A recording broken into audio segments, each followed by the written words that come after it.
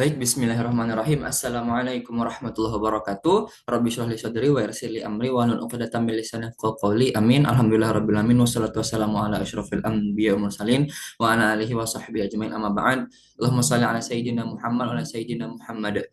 Perkenalkan, saya Muhammad Azaki Mumtazananda, NPM 210826098, FK UMSU semester 7 Blok Psikiatri.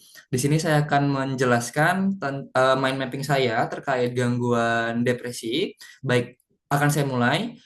Dimulai dari definisi, gangguan depresi merupakan gangguan suasana perasaan yang ditandai dengan rasa sedih, tidak bersemangat, dan kehilangan minat sehingga mengganggu fungsi sosial dan okupasi, serta paling sedikit sudah terjadi 2 minggu berturut-turut, yang dimana memiliki etiologi yaitu faktor organobiologik dan faktor genetik serta faktor psikososial, yang dimana nanti faktor organobiologi, yang pertama penurunan kadar serotonin berhubungan dengan depresi.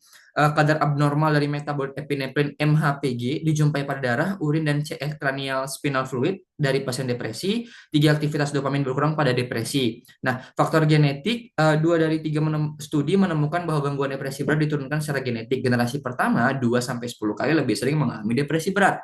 Nah, untuk faktor psikososial, adanya peristiwa dalam kehidupan dia dan juga adanya stresor daripada lingkungan dapat mencetuskan terjadinya depresi. Tambahan ada faktor kepribadian dan juga ada faktor psikodinamik. Nah, untuk faktor resiko nanti terbagi atas 2. Pertama ada faktor resiko yang kuat ya, seperti usia di atas 65 tahun, baru melahirkan ya, postpartum, baby blue syndrome, psikosis pasca melahirkan ya, riwayat depresi ataupun bunuh diri di keluarga ya, obat-obatan tertentu seperti kortikosteroid ya, interferon, propanolol, kontrasepsi oral. Baru selanjutnya ada penyakit tertentu seperti diabetes mellitus tipe 2, infark miokard, adanya kanker, stroke, dan juga obesitas. Untuk faktor risiko yang lemah itu seperti obat isotretinoin ya, obat isotretinoin, baru adanya gangguan kepribadian, di mana nanti tanda dan gejalanya itu bisa dijumpai si GECAPS. S-nya itu adalah sleep, I-nya interest, sleepnya berkurang, interestnya, minatnya berkurang ya, guilty ada perasaan bersalah, energinya berkurang, E-nya, C-nya konsentrasinya juga berkurang, A appetite-nya untuk makan itu berkurang, P-nya psikomotor retardation, jadi dia dia hipoaktif dia motoriknya. S-nya adalah suicide, keinginan untuk bunuh diri. Di mana nanti adanya klasifikasi terbagi atas 3. Pertama ada depresi sebelumnya ya, gejala daripada gangguan depresi ini terbagi atas gejala mayor dan gejala minor. Gejala mayor ini saya singkat sebagai MLM. Pertama, minat hilang, lelah terus-menerus, dan juga mood yang depresif atau mood yang sedih selalu. Oke, baru selanjutnya ada gejala minor, di mana gejala minor ini ya, pertama ada konsentrasi itu berkurang, harga diri dan kepercayaan diri berkurang, gagasan tentang rasa bersalah terus-menerus dan tidak berguna. 4, pandangan masa depan yang suram ataupun pesimistis.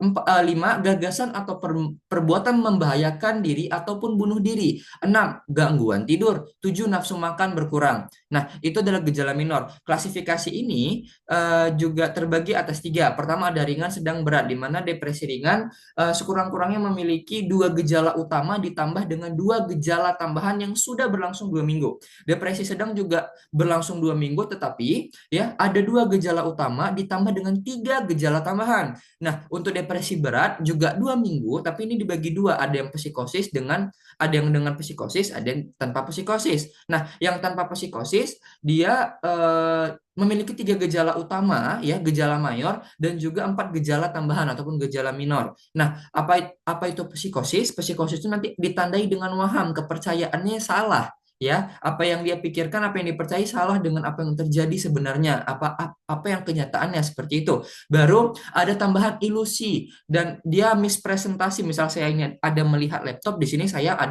melihat ini adalah sebuah balok. Nah, baru selanjutnya ada halusinasi. Halusinasi ini ada halusinasi visual, melihat bayang-bayang, halusinasi auditori, mendengar suara-suara yang tidak seharusnya didengar. Baru ada apa namanya, halusinasi pengecap ya. Dia merasakan ada sesuatu tapi dia nggak tahu itu apa, dia nggak ada makan apapun, minum apapun. Baru dia ada halusinasi olfaktorius, dia mencium bau-bau yang dia nggak ada sebenarnya objeknya di situ, seperti itu ya. Baru adanya kriteria PPDGJ 3 ini sebenarnya berkaitan dengan klasifikasi. Tapi di sini dari PPDGJ 3 itu terbagi atas empat, ada F32.0, F32.1, F32.2, F32.3. Di mana nanti adanya episode depresi ringan, episode depresi sedang, episode depresif berat tanpa gejala psikotik, dan juga episode depresif berat dengan gejala psikotik. Jadi sama saja dengan klasifikasi, ya.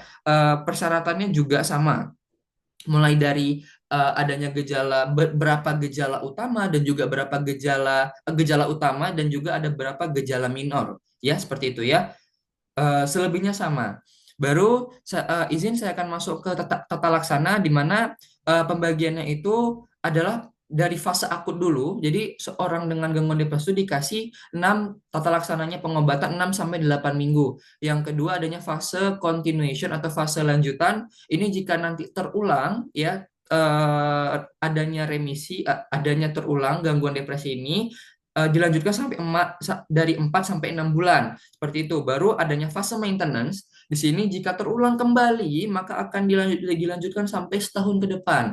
Nah, baru untuk obatnya sendiri, antidepresan itu ada banyak. Sebenarnya lini pertamanya adalah SSRI, Selective Serotonin Reuptake Inhibitor, ada SNRI, Selective Norepinephrine Reuptake Inhibitor, ya. Baru masuk ke TCA ataupun tricyclic. Nah, tricyclic ini dia adalah lini yang kedua.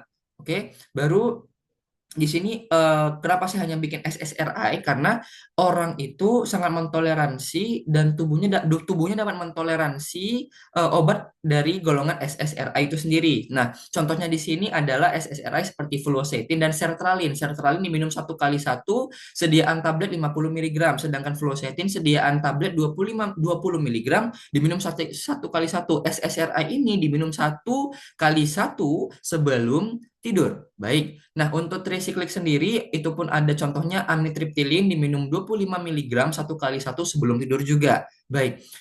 Tata laksana yang lain, yang pertama itu adalah psikoterapi, di mana kita juga harus mengedukasi pasien ya, mengedukasi diri kita sendiri. Kita harus percaya diri kepada diri kita sendiri ya, ditambah yang pertama kembali dekatkan diri kepada Tuhan yang Maha Esa ya, beribadah, mengaji, mendengarkan Al-Qur'an ya.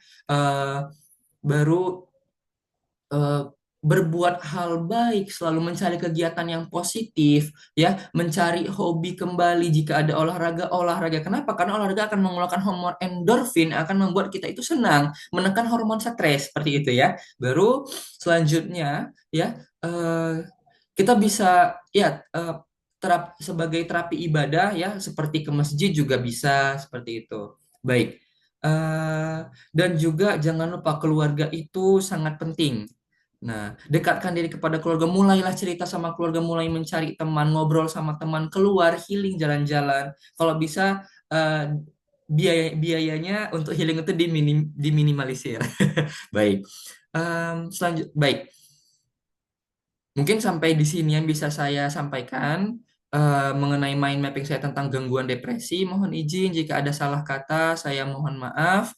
Billahi fisabilil haqq fastabiqul khairat. Akhirul kalam. Wassalamualaikum warahmatullahi wabarakatuh.